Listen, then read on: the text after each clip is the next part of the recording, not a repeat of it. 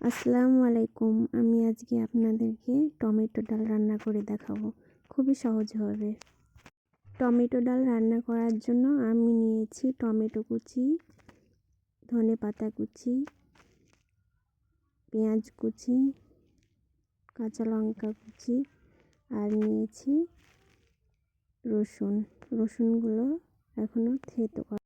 আমি এখানে নিয়েছি 1 কাপ মুসুর ডাল। তবে ডালটা আমাদের ঘরের কেনা না, তাই এই জন্য একটু কালো মনে হচ্ছে। আমি ডালটাকে একটা বাটিতে ঢেলে সুন্দরভাবে ধুয়ে রেখে দেব। আমি এবার কড়াইয়ে সর্ষের তেল গরম করতে দেব। আমি এখানে সর্ষের তেল ইউজ করেছি। আপনারা মনে চাইলে সাদা তেলও ইউজ করতে পারেন, তবে সর্ষের তেলে একটু স্বাদটা বেশি ভালো হয়। তেলটা গরম হয়ে আসলে আমি পেঁয়াজ কুচিগুলো দিয়ে দেব।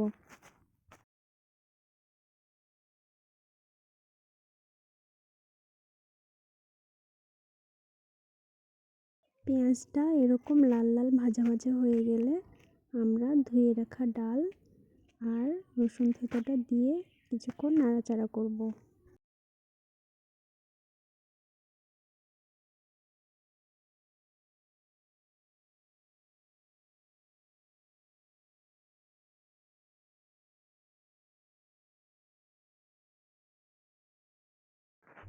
এবার আমরা দিয়ে দেব হলুদ আর পরিমাণ মতো লবণ।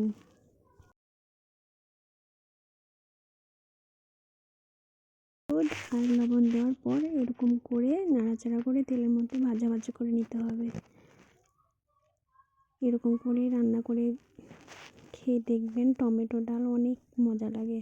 গরম ভাতের সঙ্গে তো খুবই ভালো লাগে আমার। আপনাদেরও ভালো লাগবে আশা করছি।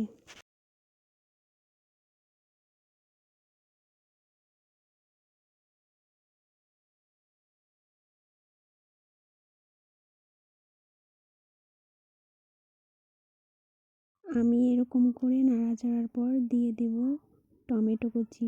টমেটোগুলো আমি খুব কুচি করিনি, এরকম করে ফালি ফালি করে রেখে দিয়েছি। আপনারা মন চাইলে কুচি কুচি করে দিতে পারেন। আর দিয়ে দেব ধনেপাতা আর কাঁচা লঙ্কা কুচি।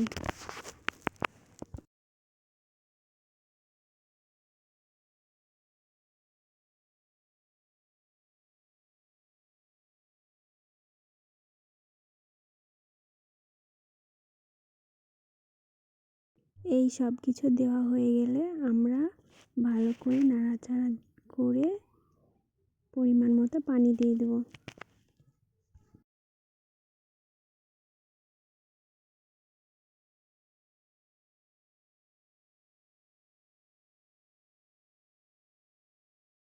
পানি দেওয়ার পর এবার আমি ঢাকনা দিয়ে ঢেকে দিলাম।